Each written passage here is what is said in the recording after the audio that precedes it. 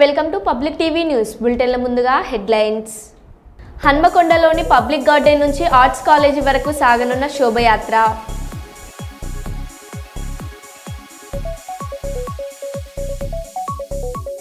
వేములవాడలో granite lorry బీభత్సం.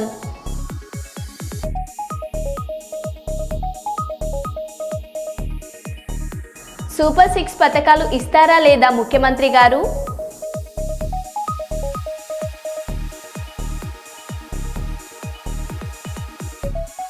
ఫిబ్రవరి 2వ తేదీన జరిగే బీసీ రాజకీయ యుద్ధభేరీ సభను విజయవంతం చేద్దాం.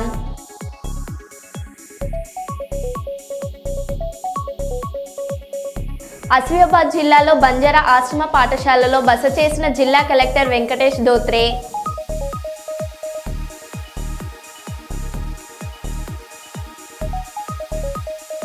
ఇక వివరాల్లోకి వెళ్తే, వరంగల్ మున్సిపల్ కార్పొరేషన్ సర్వసభ్య సమావేశం అధికార ప్రతిపక్ష నేతల దూషణలతో సాగింది. మేయర్ గుండు సుధారాణి అధ్యక్షతన ఎజెండా అంశాలు ప్రతిపాదిస్తూ సభ ఆమోదం తెలిపారు. 15 ఫైనాన్స్ 33 కోట్ల రూపాయల నిధులతో పాటు 6 కోట్ల 60 లక్షల స్టేట్ ఫైనాన్స్ నుండి కేటాయించారని, అంతేకాకుండా 2019 నుండి పెండింగ్లో ఉన్న స్టాప్ డ్యూటీ గౌరవ ముఖ్యమంత్రి రేవంత్ రెడ్డి విడుదల చేశారని, 175 కోట్ల రూపాయలు సీఎం రేవంత్ రెడ్డి నగర అభివృద్ధికి కేటాయించారని, దీంతో ప్రతి డివిజన్ అభివృద్ధికి కేటాయించడం జరుగుతుందని, నగర అభివృద్ధి గేయంగా రాష్ట్ర ముఖ్యమంత్రి రేవంత్ రెడ్డి కృషి చేస్తున్నారని మేయర్ గుండు సుధారాణి అన్నారు. కొండ సురేఖ రాష్ట్ర అటవీ పర్యావరణ మరియు దేవాదాయ శాఖ మంత్రి, కాంగ్రెస్ నాయకులు గ్రేటర్ వరంగల్ మున్సిపల్ కార్పొరేషన్ సర్వసభ్య సమావేశంలో కేవలం గొప్పలు చెప్పుకున్నారే తప్ప అభివృద్ధి ఎలా చేస్తారో చెప్పలేదని, కనీసం మాజీ ప్రధాని మన్మోహన్ సింగ్ మృతి పట్ల సంతాప తీర్మానం చేయలేకపోవడం బాధాకరమని, సభ మొత్తం వాళ్ళ ముఖ్యమంత్రి రేవంత్ రెడ్డిని పొగడ్తలతో ముంచేందుకు పెట్టారని ఎమ్మెల్సీ పోచంపల్లి శ్రీనివాస్ రెడ్డి అన్నారు.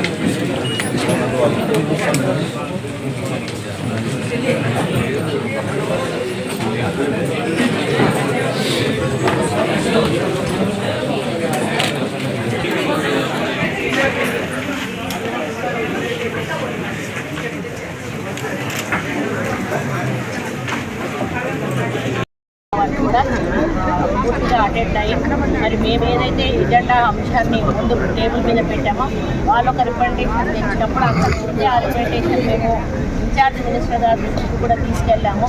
అది ఆల్రెడీ వాళ్ళ నోటీస్లో ఉంది. ఏదైతే మిగిలిన గ్రామాలకు సంబంధించిన గ్రామాల్లో కూలీ పని చేసుకునే వాళ్ళకు మరి ఇదొక ఇందిరమ్మ భరోసా ఇవ్వాలని అది మేము ఆల్రెడీ తీర్మానం పెట్టాలనే లక్ష్యంతో మేము ఉన్నప్పుడు వాళ్ళు ఫస్టే పెట్టాలి, మేము పెడతాము దీంట్లో అసలు ఎజెండా ఐటమ్ అయిపోయినాకంటే కావాలని దాన్ని రాద్దామని చెప్పి ఎజెండా అంతా కూడా డిస్టర్బ్ చేసుకునే వాళ్ళు నినాదాలు చేస్తారు. అయినా కూడా మేము ఓపికతో మరి ఎజెండా అంతా కూడా కంప్లీట్ చేసుకున్నాక ఎక్కడైతే వేరే గ్రామాలలో రైతు కూలీలు ఉన్నారో వాళ్ళకి ఏదో ఒక పద్ధతిలో మరి ఇందిరమ్మ భరోసా ఇవ్వాలనేటువంటి ఒక తీర్మానాన్ని చేసి మరి ప్రభుత్వానికి పంపించడం జరుగుతుంది. అదేవిధంగా ముఖ్యమంత్రి గారు వరంగల్కు వరాల జల్లు కురిపించారు. వరాల జల్లు కురిపిస్తూ 270 కోట్ల రూపాయలు కూడా మరి పెండింగ్ కాంట్రాక్టర్లకు ఇచ్చే పెండింగ్ బిల్స్ కోసం కూడా వారు నిధులు కేటాయించారు. వీటన్నింటినీ దృష్టిలో పెట్టుకొని వారికి కూడా ప్రత్యేక ధన్యవాదాలు తెలుపుతూ తీర్మానం ప్రవేశపెడుతూ మరి పంపించడం జరిగింది. కాబట్టి గత కార్పొరేషన్ మీటింగ్లో చాలా వరకు ఎవరు కూడా మాట్లాడే అవకాశం లేకుండా గందరగోళంగా కార్యక్రమాలు ఉండేటివి. కానీ మేము వచ్చిన తర్వాత ఒక పద్ధతి ప్రకారంగా ముందు ఎజెండా కంప్లీట్ చేసుకున్నాక ఒక్కొక్క కార్పొరేటర్ని కూడా నిలబెట్టి వాళ్ళ టీఆర్ఎస్లో పెద్ద జింబాలు కాంగ్రెస్లో మరి గద్దె మీద ఎక్కించారు. రేవంత్ రెడ్డి గారు పూర్తి డెడికేషన్తో మరి నిరుపేదల జీవితాలు బాగుపడాలని సంక్షేమ అభివృద్ధి కార్యక్రమాలు తీసుకుపోతా ఉన్నారు. ప్రజల్లోకి మేము ప్రజాప్రతినిధులుగా మేము మా కార్పొరేటర్లు మా నాయకులు కూడా ప్రజల్లోకి తీసుకెళ్లి తప్పకుండా రాబోయే రోజుల్లో ఇంకా వరంగల్ నగరాన్ని అభివృద్ధి దిశలో నడిపిస్తామని తెలియజేసుకుంటూ అందరికీ ధన్యవాదాలు చెప్పుకుంటూ సెలవు. స్థానిక సంకల్ప బాగ్ నందు ఉన్న హరిహర క్షేత్రంలో శ్రీ భూదేవి శ్రీదేవి సమేత శ్రీ వెంకటేశ్వర స్వామి 19వ వార్షికోత్సవ బ్రహ్మోత్సవాలను మాజీ రాజ్యసభ సభ్యులు టీజీ వెంకటేష్ ధ్వజారోహణ ఈరోజు చేసి ప్రారంభించారు. ఈ సందర్భంగా టీజీ వెంకటేష్ మాట్లాడుతూ 30 సంవత్సరాల క్రితం బ్రాహ్మణ సంఘ ఆధ్వర్యంలో ఈ ఆలయాన్ని నిర్మించనున్నట్టు తెలిపారు. అప్పటి నుంచి కూడా ఎంతో నియమ నిష్ఠలతో తిరుమల తిరుపతి దేవస్థానంలో జరిగిన విధంగా పూజలు నిర్వహిస్తున్నట్లు ఆయన తెలిపారు. పవిత్ర తుంగభద్ర నది తీరాన వెలిసిన ఈ క్షేత్రంలో తిరుమలలో జరిగే విధంగా బ్రహ్మోత్సవాలు నిర్వహించాలని తలపెట్టి గత 19 సంవత్సరములుగా బ్రహ్మోత్సవాలను నిర్వహిస్తున్నట్లు టీజీ వెంకటేష్ తెలిపారు.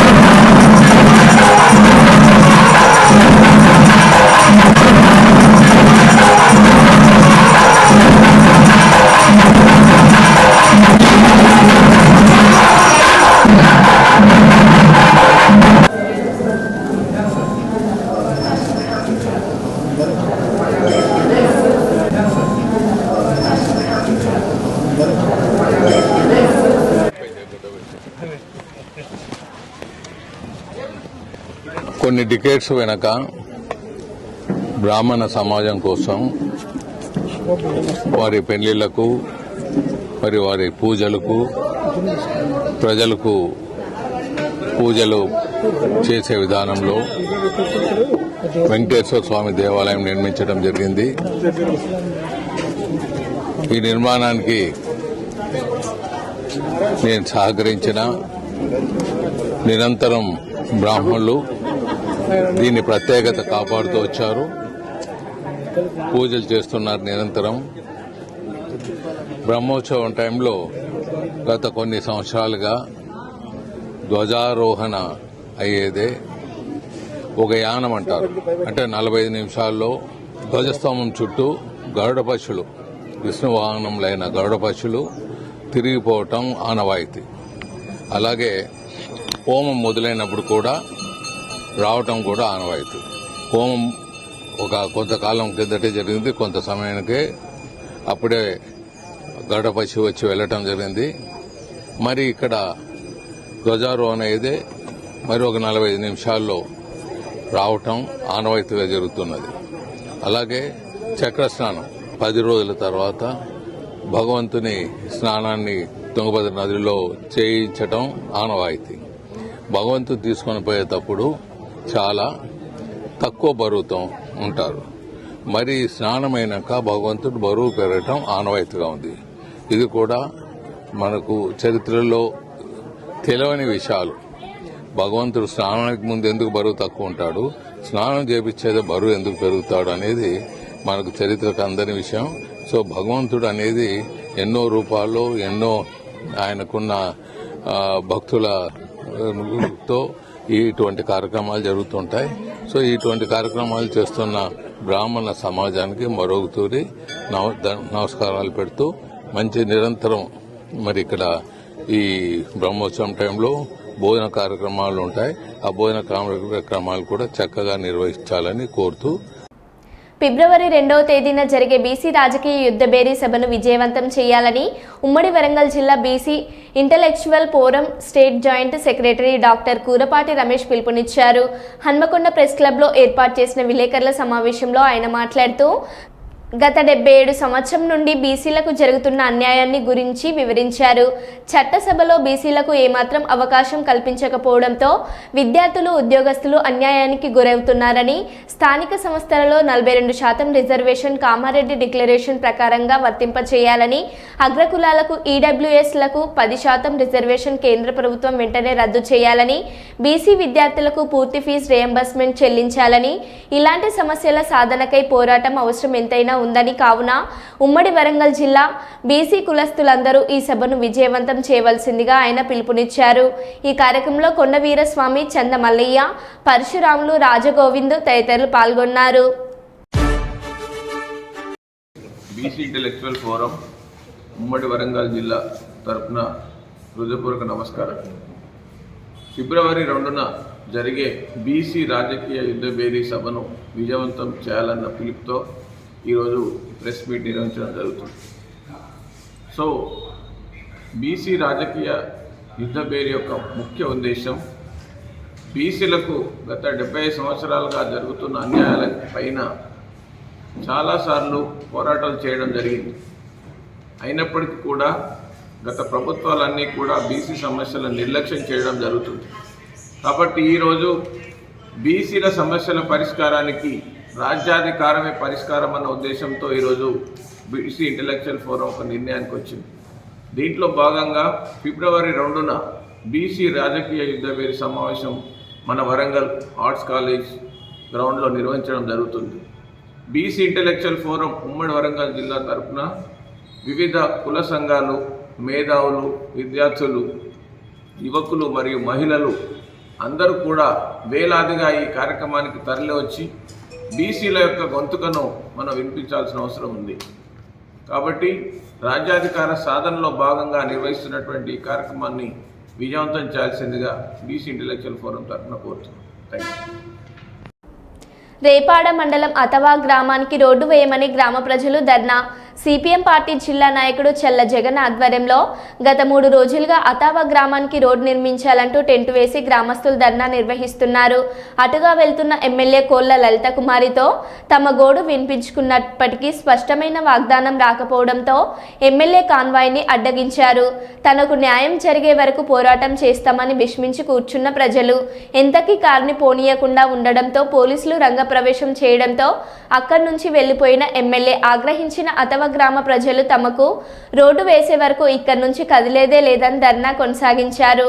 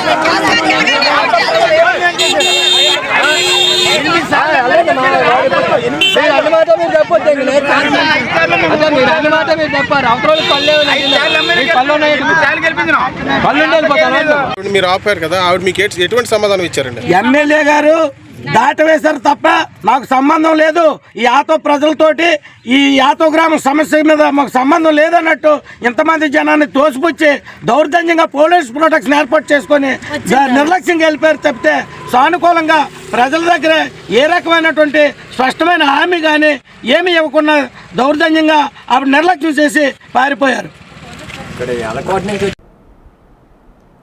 డాక్టర్ బిఆర్ అంబేద్కర్ కోనసీమ జిల్లా రిపబ్లిక్ డే సందర్భంగా జిల్లా కలెక్టర్ మహేష్ కుమార్, ఎంపీ హరీష్ మధుర్ చేతుల మీదుగా ఉత్తమ సేవ ప్రశంస పత్రం అందుకున్న సందర్భంగా జిల్లా కలెక్టర్ పిపి శేషారావును టీడీపీ రాష్ట్ర లీగల్ సెల్ ప్రధాన కార్యదర్శి lawyer, Konaseema print and electronic media మండల ప్రెస్ క్లబ్ గౌరవ అధ్యక్షులు, లీగల్ అడ్వైజర్ కప్పల్ సునీల్ దుష్వాలా కప్పి సన్మానించారు. సునీల్ మాట్లాడుతూ మరిన్ని సన్మానాలతో, ప్రశంస పత్రాలతో మీ ప్రయాణం సాగాలని శేషారావును సునీల్ కొనియాడారు.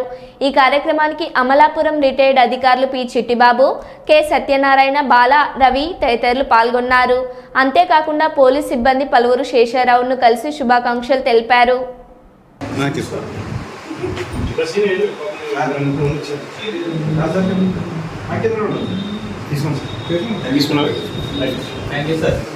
మరో బులెటిన్లో మళ్ళీ కలుద్దాం. Stay tune.